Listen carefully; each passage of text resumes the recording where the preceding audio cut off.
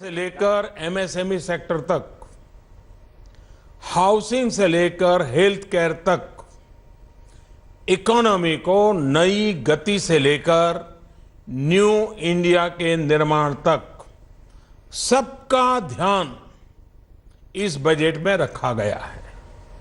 साथियों, हमारी सरकार की योजनाओं ने देश के हर व्यक्ति के जीवन पर सकारात्मक प्रभाव डाला है। आयुष्मान भारत योजना का लाभ 50 करोड़ गरीबों को मिलना सुनिश्चित हुआ है। प्रधानमंत्री जीवन ज्योति योजना और सुरक्षा बीमा योजना का लाभ 21 करोड़ गरीबों को मिल रहा है।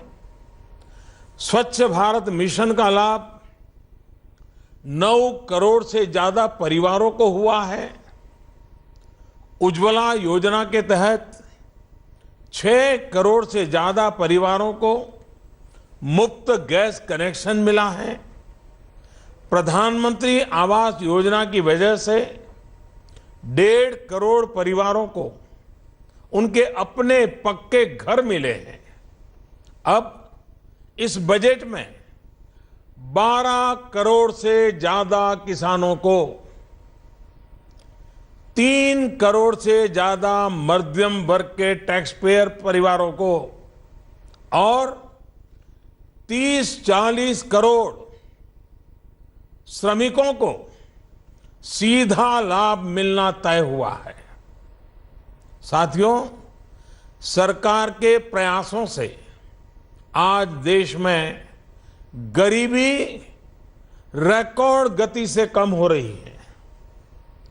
लाखों करोड़ों लोग गरीबी को परास्त करके नियो मिडिल क्लास में प्रवेश कर रहे हैं। देश का ये बहुत बड़ा वर्ग आज अपने सपने साकार करने में और साथ साथ देश के विकास को गति देने में जुटा हुआ है। ऐसे समय में इस बढ़ते मिडिल क्लास की आशा आकांक्षाओं को, कुछ कर दिखाने के जज्बे को हौसला मिले, उसको सपोर्ट मिले, इसके लिए सरकार ने अपनी प्रतिबद्धता दिखाई है। मैं देश के middle class, salaried middle class को इनकम टैक्स दरों में मिली छूट के लिए बहुत बहुत बधाई देता हूं। ये मध्यम वर्ग और उच्च मध्यम वर्ग की उदारता ही है, उनकी ईमानदारी ही है, कानून को मानकर चलने की उनकी प्रतिबद्धता ही है, जिसकी वजह से देश को टैक्स मिलता है, देश की योजनाएं बनती हैं, गरीब का कल्याण होता है। बरसों से ये मांग रही है कि 5 लाख रुपए तक की आय को इनकम टैक्स से मुक्त घोषित किया जाए। इतने वर्षों से की जा रही इस मांग को पूरा करने का काम हमारी सरकार ने किया है। साथियों, किसानों के लिए समय समय पर अलग अलग योजनाएं अलग अलग सरकारों ने बनाई हैं, लेकिन ऊपरी सतह के 2-3 करोड़ किसानों से ज्यादा किसान इन योजनाओं के दायरे में आए ही नहीं। अब प्रधानमंत्री किसान सम्मान निधि, यानी जिसे पीएम किसान योजना कहा जा रहा है, उसका लाभ 12 करोड़ से ज्यादा उन किसानों को मिलेगा जिनके पास 5 एकड़ से या 5 एकड़ से कम भूमि है। एक प्रकार से आजादी के बाद देश के इतिहास में किसानों के लिए बनी ये सबसे बड़ी योजना है। हमारी सरकार किसानों के लिए एक के बाद एक ठोस कदम उठा रही है। पशुपालन, गौ संवर्धन, मछली पालन जैसे ग्रामीण जीवन और कृषि जीवन से जुड़े अहम क्षेत्रों का भी इस बजट में विशेष ध्यान रखा गया है। राष्ट्रीय कामधेनु आयोग और मछली पालन का अलग डिपार्टमेंट करोड़ों किसानों को अपनी आजीविका बढ़ाने में मदद करेगा, मछुआरों की मदद करेगा। हमारा ये पूरा प्रयास है कि किसान को सशक्त करके उसे वो साधन दें, संसाधन दें, जिससे वो अपनी आय दोगुनी कर सके। आज के निर्णयों से इस मिशन को और तेजी मिलेगी। साथियों, आज भारत में अनेक क्षेत्रों में विकास हो रहा है। नए नए प्रकार के क्षेत्रों में, नए नए विस्तारों में, नए नए प्रकार की योजनाओं में प्रगति हो रही है और इन क्षेत्रों में काम करने वाले लोगों की संख्या भी निरंतर बढ़ती जा रही है। लेकिन असंगठित क्षेत्र के श्रमिकों, मजदूरों, अनऑर्गेनाइज्ड लेबर, जिसमें घर काम करने वाले लोग हों या खेतहर मजदूर हो या ठेले चलाने वाले लोग हो, ऐसे समाज का एक बहुत बड़ा तबका है।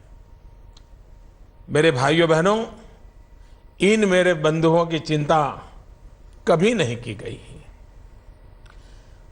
उन्हें उनके नसीब पर छोड़ दिया गया। हमारे देश में इनकी संख्या, अनऑर्गेनाइज्ड लेबर की संख्या करीब करीब 40-42 करोड़ है। उनके लिए प्रधानमंत्री श्रम योगी मानधन योजना उनके जीवन के उत्तरार्ध 60 वर्ष की आयु के बाद की जिंदगी के लिए बहुत बड़ा संबल होगी।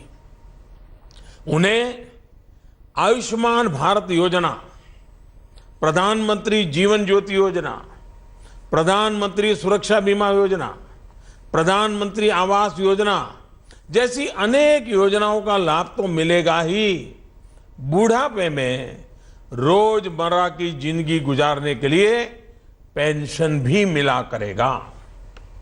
भाइयों और बहनों, हमारी सरकार देश के हर उस नागरिक को विकास की मुख्य धारा से जोड़ने का प्रयास कर रही है जो अब भी कुछ कारणों से विकास का पूरा लाभ नहीं ले पाए हैं। समाज की आखिरी पंक्ति में खड़े व्यक्ति तक पहुंचने के इस प्रयास में सरकार ने गुमंतु समुदायों जैसे मदारी हैं, सपेरा हैं, बंजारा है, गाड़िया लुहार है आदि के लिए एक वेलफेयर बोर्ड बनाने का भी फैसला किया है। मुझे उम्मीद है कि सही पहचान होने के बाद सरकार के विकास कार्यों का लाभ इन समुदायों को और तेजी से मिलेगा। साथियों, व्यापारी वर्ग के लिए, ट्रेडर्स के लिए कोई मंत्रालय हो, उस विचार से एक नई व्यवस्था का विकसित करने की दिशा में हम आगे बढ़े हैं। देश के व्यापारी वर्ग, ट्रेडर्स और अनेक कर्मचारियों की आवश्यकताओं को समझते हुए उनकी जरूरतों को पूरा करने के लिए डीआईपीपी को रिस्ट्रक्चर करके उसे विशेष जिम्मेदारी दी गई है।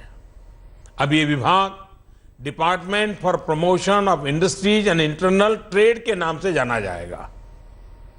मुझे प्रसन्नता है कि अगले दशक के अंत तक की आवश्यकताओं को और लक्ष्यों को ध्यान में रखते हुए भी इस बजट में योजनाओं को समाहित किया गया है।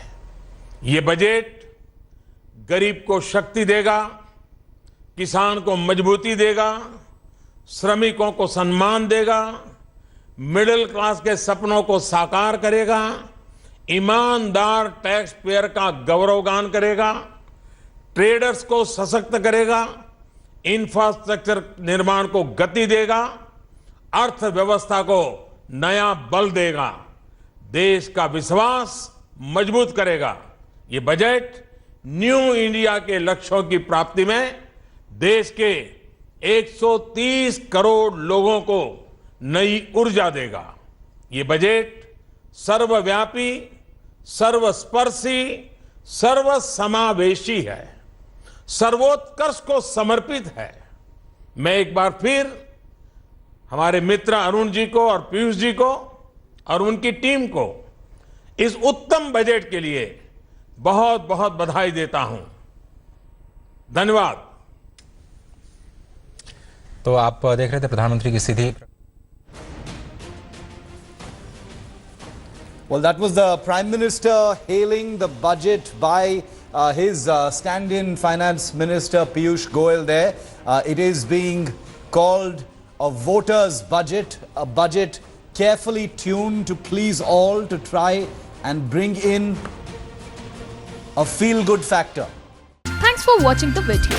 For more such news and updates, please like, share and subscribe to India Today. Also check out our other great videos from our channel. We know you would love to.